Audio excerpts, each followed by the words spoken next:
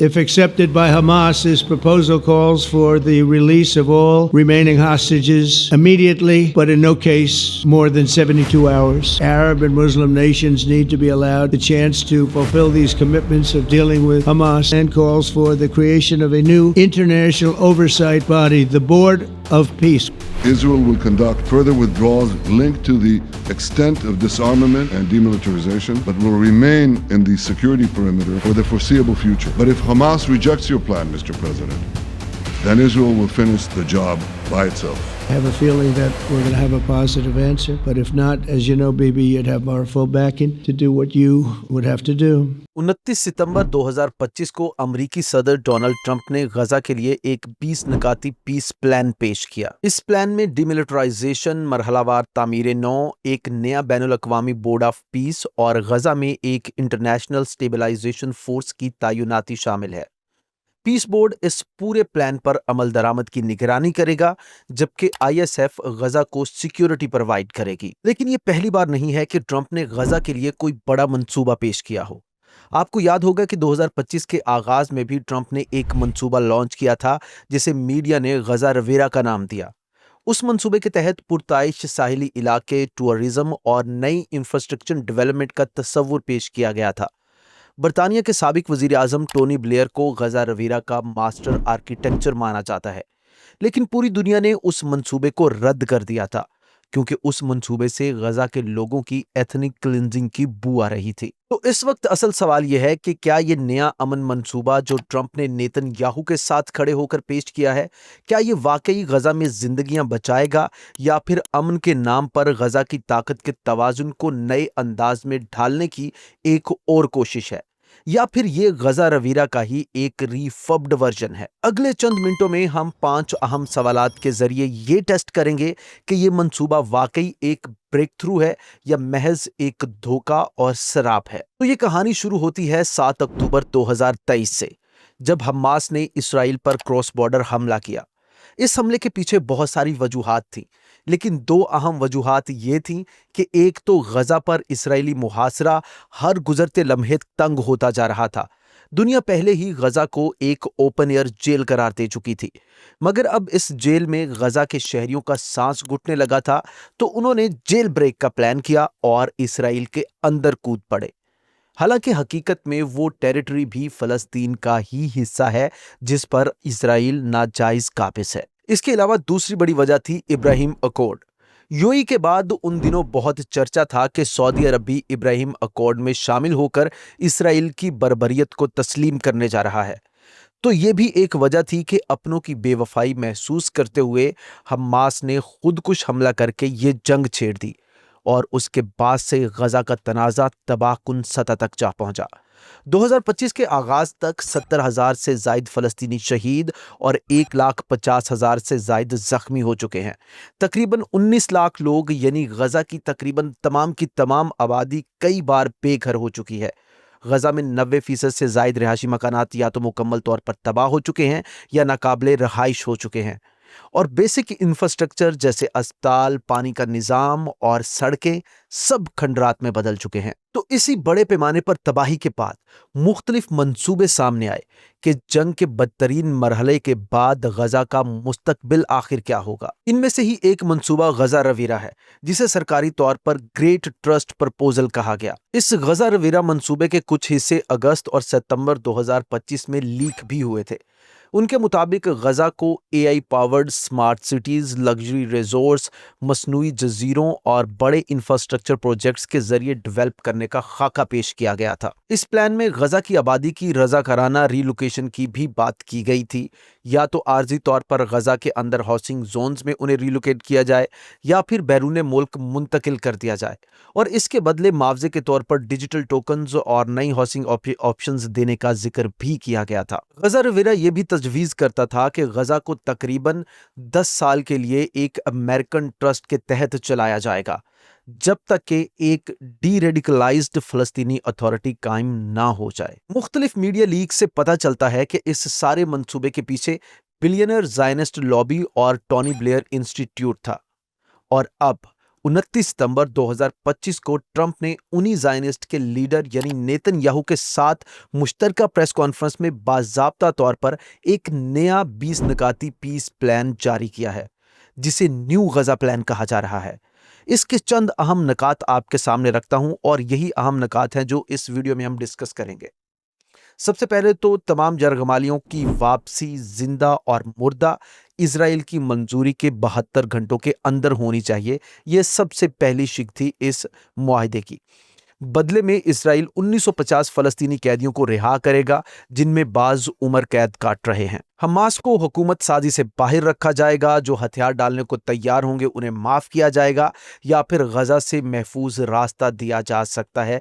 यह भी इस प्लान का हिस्सा है। गजा को डिमिलिटराइज किया जाएगा और एक बैनुल अक़वामी टेक्नोक्रेट बॉडी, जिसे बोर्ड ऑफ पीस कहा जाएगा, आर्जी तौर पर गजा को गवर्न करेगी। इसकी क़यादत ट्रंप के हाथ में होगी, जबकि टोनी ब्लेयर जैसे नाम भी लिए जा रहे हैं कि वो भी अहम रुकन के तौर पर इस बोर्ड में शामिल होंगे। मुशीर कह सकते हैं आप, या फिर ट्रंप की मसरूफियात के बाद वो खुद भी इसको हेड कर सकते हैं। इसके अलावा एक इंटरनेशनल स्टेबलाइजेशन फोर्स, जिसे ISF कहा जा रहा है, वो गजा में तैनात की जाएगी, लेकिन इजरायली फोर्सेस भी गजा में एक हद तक मौजूद रहेंगी। इसके अलावा बड़े पैमाने पर इंसानी इमदाद, तामीर नौ और एक स्पेशल इकोनॉमिक जोन का वादा भी इसमें शामिल है। मगर रियासती खुद मुख्तारी या लॉन्ग टर्म मुस्तकबिल के बारे में तफसीलात इस तमाम तर प्लान में मुबहम है।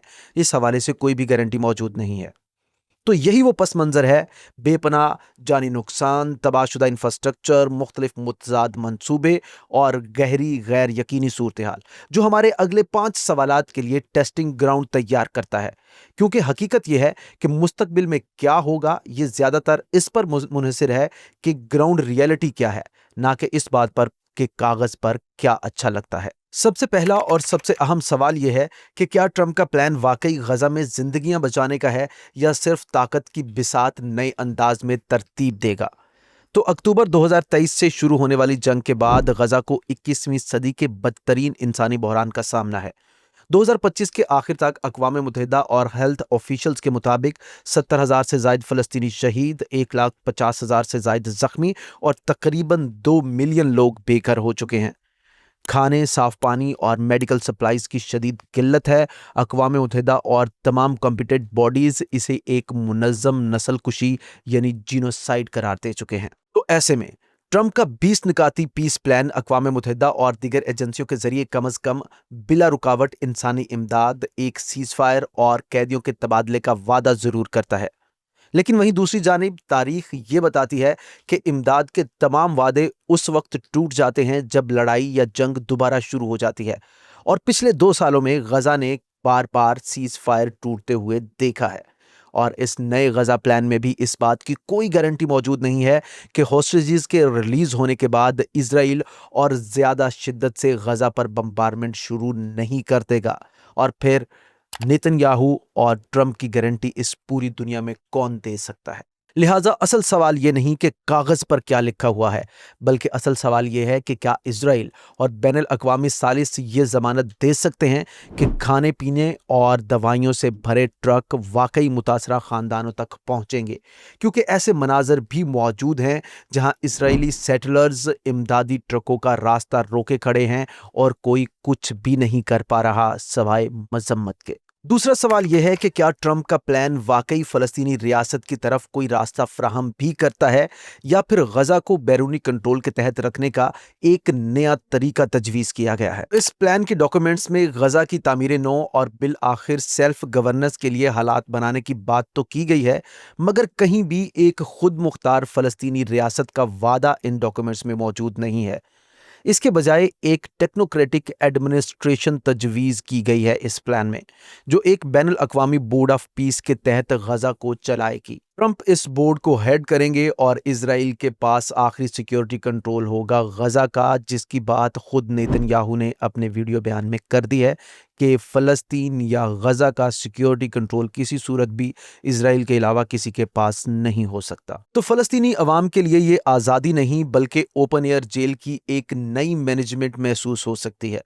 नेतन्याहू, जो हज़ारों फ़लस्तीनियों के कत्लेआम की निगरानी कर रहा है, अब तामीर नौ के गेट कीपर के तौर पर सामने आ रहा है, और ट्रंप ट्रंप, जिसे तारीख का सबसे बड़ा इजरायली सपोर्टर कहा जाता है, अब नस्ल कुशी को एक रियल एस्टेट डील में बदल कर इजरायली अजाइम को मजीद तकवीयत दे रहा है। तो असल हकीकत यह है कि यह प्लान इजराइल को सफारती दबाव से वक्ती रिलीफ तो दे सकता है, लेकिन फ़लस्तीनी अवाम के आज़ादी, खुद मुख्तारी और इंसाफ के मुतालबे का जवाब हरगिज़ नहीं दे सकता। तो यहाँ आता है हमारा तीसरा सवाल कि अगर ये प्लान आगे बढ़ता है तो जीत आखिर किसकी होगी और हारेगा कौन? तो 29 सितंबर 2025 को इस प्लान के ऐलान के वक्त ही जीतने और हारने वाले दोनों वाजे हो चुके थे।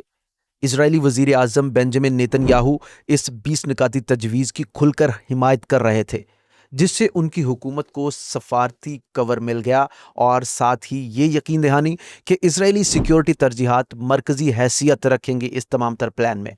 डोनाल्ड ट्रंप ने खुद को डील मेकर के तौर पर पेश किया, इस प्लान के जरिए एक सफारती फतह का दावा किया और इजराइल के सबसे बड़े हिमायती के तौर पर अपनी इमेज को मजीद मजबूत किया। इसके अलावा प्रो इजरायली तंजीमों और बड़ी यहूदी कम्युनिटीज़ ने भी फौरी तौर पर इस प्लान को सराहा। एपैक ने अवामी बयान जारी किया और हमास पर दबाव बढ़ाने का मुतालबा किया। मुख्तलिफ यहूदी इदारों ने यरगमालियों की वापसी और अस्करियत पसंदों को गैर मुसल्लह करने के इक़दामात की हिमायत की। ट्रंप के लिए ये सपोर्ट इसलिए अहम है क्योंकि वाशिंगटन में सियासी असर रसूख और सरमाया ही ये तय करता है कि अमेरिका का अगला सदर कौन होगा। आज़ादाना रिपोर्ट्स के मुताबिक सिर्फ 2020 के बाद से अब तक प्रो इजरायली डोनर्स और लॉबीज ने ट्रंप और इत्तेहादी उम्मीदवारों को 230 यानी $230 मिलियन से जायद की फंडिंग दी है। सीधी बात यह है कि अगर प्लान कामयाब होता है तो नेतन्याहू को बैनुल अक़वामी सतह पर ताकतवर बैकिंग मिलती है ताकि वो अपने सिक्योरिटी और इलाकाई अहदाफ को आगे बढ़ा सके। ट्रंप को ये कहानी मिलती है कि वो एक डील मेकर है जिसने मिडल ईस्ट की 3000 साल पुरानी जंग खत्म कर दी और अब उसे नोबेल पीस प्राइज दिया जाना चाहिए और साथ ही उसे बाअसर इदारों और डोनर्स की बैकिंग भी मिलती है। लेकिन हारने वाले वो आम गजा के लोग हैं जिनकी खुद मुख्तारी और रियासती हकूक अब भी इस प्लान के मतन में नज़रअंदाज किए गए हैं, जिसे बाकी अरब और मुस्लिम कंट्रीज ने बगैर सोचे समझे कबूल कर लिया। और अब जब प्रेशर बढ़ गया तो अब ये इस मंसूबे की चंद शिक्कों में तरामीम का मुतालबा करते नजर आ रहे हैं। तो आखिरी लाइन यह है कि ये एक गैर जानिबदार अमन मुआहिदा नहीं बल्कि एक हाई स्टेक्स सियासी खेल है जिसमें ताकतवर ग्रोह फायदा उठाते हैं और कीमत आम शहरियों को चुकाना पड़ती है। हमारा चौथा सवाल सबसे दिलचस्प है कि क्या एक बैनुल अक़वामी बोर्ड ऑफ पीस वाकई गजा के अवाम की खिदमत करेगा या ये आलमी एलीट्स और गैर मुल्की मफादात को मैनेज करने का एक नया निज़ाम होगा, जिसे आप एक ग्लोबल गवर्नमेंट भी कह सकते हैं। एक ऐसी गवर्नमेंट जिसमें दुनिया भर के बिलियनर्स शामिल हों और वो एक खित्ते को अपने तौर पर मैनेज करें, दुनिया की जो बहुत सबसे एडवांस टेक्नोलॉजी है वो वहाँ पर मौजूद हो और दुनिया को एक ऐसे शहर दिखाए जाएं जो कि इस दुनिया के लगते ही नहीं। तो ट्रंप के 20 निकाती प्लान में एक टेक्नोक्रेटिक गवर्निंग बॉडी की तजवीज़ दी गई है जो सिक्योरिटी, तामीर नौ और इंसानी इमदाद की निगरानी करेगी। साबिक बरतानवी वजीर आज़म टोनी ब्लेयर को इस बोर्ड में कलीदी मुशीर और मुमकिना तौर पर फिगर हेड के तौर पर पेश किया जा रहा है। 2025 में लीक होने वाली रिपोर्ट्स के मुताबिक ब्लेयर के थिंक टैंक ने गजा की रीडेवलपमेंट पर स्टडीज़ की, जिनमें Elon Musk enclave, Trump tower तर्ज के प्रोजेक्ट्स और कई अरब लीडर्स के लिए भी खुसूसी तौर पर कॉम्प्लेक्स शामिल थे। और इस पूरे प्लान में अगर किसी के लिए कुछ नहीं था तो वो गजा के लोग थे। बज़ाहिर ये अर्बन प्लानिंग स्टडीज़ हैं, मगर सवाल पैदा होता है कि ये सब मंसूबे असल में किसको फ़ायदा पहुंचाने के लिए बनाए जा रहे हैं। बोर्ड ऑफ पीस यकीनी तौर पर आलमी फंड्स के बहाव और एलीट प्रोजेक्ट्स के तहफ़्फ़ुज़ को तो यकीनी बनाएगा, लेकिन आम फ़लस्तीनी अवाम को गवर्नेंस, तामीर नौ या माशी मौक़े तक कितनी हकीकी रिसाई मिलेगी, इस बात की कोई गारंटी इस पूरे प्लान में मौजूद नहीं है। कुछ माहिरीन का कहना है कि यह ढांचा दरअसल एक एक्सटर्नल गवर्नेंस पायलट प्रोजेक्ट लगता है, जैसा कि मैंने पहले बताया कि दुनिया भर के एलीट का एक ऐसा ग्रोह जो कि ग्लोबल गवर्नमेंट को गवर्न करेगा, जिसमें फैसले एक छोटा सा बैनुल अक़वामी ग्रोह करता है, ना कि मुंतखब फ़लस्तीनी नुमाइंदे। तो यहाँ पर अहम सवाल यही बनता है कि क्या ये पीस बोर्ड वाकई गजा के अवाम को प्रोटेक्ट करेगा या फिर आर्मी एलीट्स और गैर मुल्की सरमायाकारी के मफादात को। اس سوال کا جواب ہی یہ طے کرے گا کہ یہ پلان غزہ کے عوام کی مشکلات کو کم کرتا ہے یا غزہ پر ایک نئے بیرونی کنٹرول کو مزید مضبوط کرتا ہے، جس کو صرف اکیلا اسرائیل نہیں بلکہ دنیا بھر کے بلینئرز کنٹرول کر رہے ہوں گے۔ ہمارا پانچواں اور آخری سوال یہ ہے کہ کیا یہ واقعی ایک نیا امن منصوبہ ہے یا پھر پہلے والے غزہ رویرہ ریئل اسٹیٹ منصوبے کا کوئی ریفربڈ ورژن ہے؟ تو 2025 کے آغاز میں لیک ہونے والے غزہ رویرہ پلان میں luxury coastal zones, high rise towers اور عالمی سرمایہ کاروں کے لیے انکلوژرز شامل تھے۔